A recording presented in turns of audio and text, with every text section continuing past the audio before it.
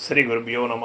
భగవద్గీత నిత్యము చదువుకుంటూ ఉన్నాం. ఇందులో భాగంగా ఈవేళ మనం 6వ అధ్యాయం ఆత్మ సంయమ యోగమనందు 29వ శ్లోకాన్ని పరిశీలన చేసుకుందాం. సర్వభూతస్థమాత్మానం సర్వభూతాని చాత్మని యుజ్యతే యోగయుక్తాత్మా సర్వత్ర సమదర్శనః. భగవానుడు చెబుతూ ఉన్నాడు, యోగముతో కూడుకొనిన మనస్సు గలవాడు ఆత్మైక్యము నొందిన యోగి అని అర్థం. సమస్త చరాచర ప్రాణికోట్ల ఎందును సమదృష్టి గలవాడై తన్ను సర్వభూతములందును వానిగను సర్వభూతములు తన ఎందున్నవిగను చూచుచుండును. అటువంటి వాడే ఆత్మైక్యమును ఆత్మదర్శనము చేసిన వాడు అని మనం ఇక్కడ తెలియబడవలసి ఉంటుంది. ఇచ్చటి యోగమనగా జీవ బ్రహ్మైక్యము, మనస్సు ఆత్మ ఎందు కలయుట, ఐక్యమొందుట, విలీనమైపోవుట.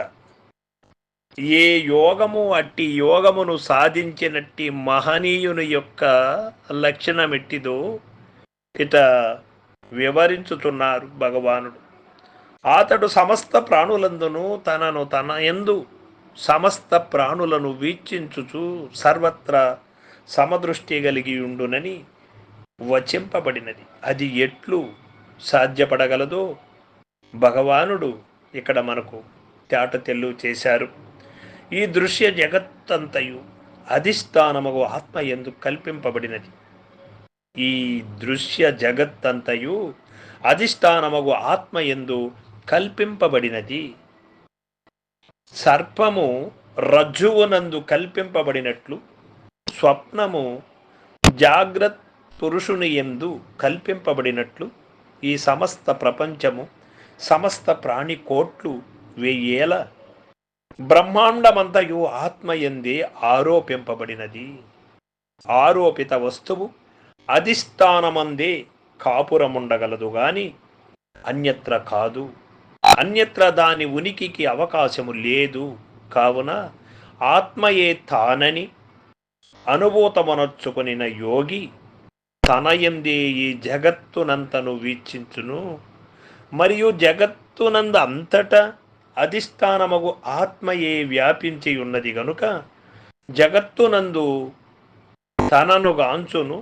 అట్టి స్థితి ధ్యాన యోగము చేయగాని మరి ఇతర యోగము చేయగాని మనస్సును ఆత్మయందు ఐక్యపరుచుకొని ఆత్మ సాక్షాత్కారం పొందిన యోగికి చెల్లును గాని తక్కిన వారికి కాదు. యాలయనగా తాను ఆత్మయే కాని దేహము కాదు, ఉపాధి కాదు అని అనుకొనినప్పుడు మాత్రమే ఈ సర్వాత్మస్థితి సంభవించును. తాను దేహమే అనుకొను వాడింకను ఆత్మను చేరలేదు గనుక సర్వభూతములందు తన్ను గాని తన యందు సర్వభూతములను గాని చూడలేడు. దేహభావన సంకుచితమైనది. అట్టి భావన గలవాడు విశాలత్వమును బడయజాలడు. దేహమునకు మధ్య అతడు భేదమునే కాంచును. భేదమే స్పర్ధకు, అశాంతికి కారణం. ఆత్మభావన గలవాడు ఉపాధులందు భేదమును చూడక అంతయు ఆత్మగనే చూచును. అట్టి వానికిక పరప్రాణియడల ద్వేషముండదు కదా. అంతయు తన ఆత్మయే, తన శరీరమే, తన మనస్సే అనుకును వానికి మాత్రమే పూర్ణ దయ, పూర్ణ కరుణ, పూర్ణ ప్రేమ కలుగగలదు. దీనిని బట్టి నైతిక క్షేత్రము నాకు ఆధారము ఆధ్యాత్మిక క్షేత్రమే అని స్పష్టమగుతున్నది.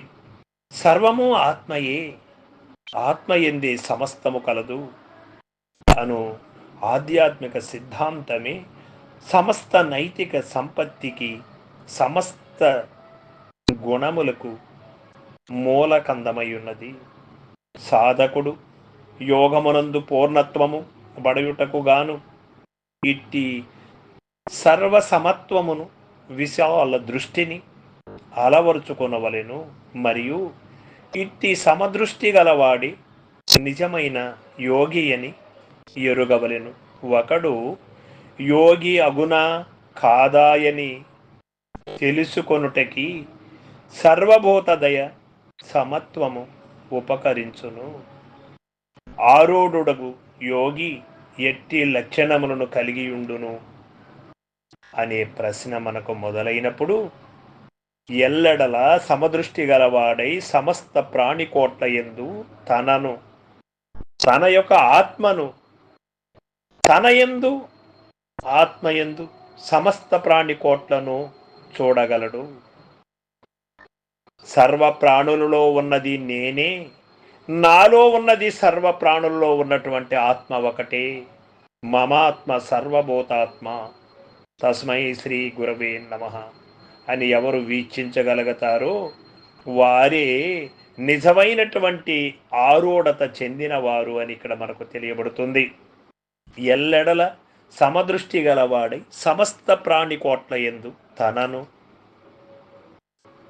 తన యందు సమస్త ప్రాణికోట్లను కాంచును. వాడే నిజమైనటువంటి ఆరూఢత స్థితి పొందినటువంటి వాడు. వాడే గురు కరుణా కటాక్షములకు పాత్రుడై గురు కరుణను పొందినటువంటి వాడు అని ఇక్కడ మనకు తెలియబడుతూ ఉంది.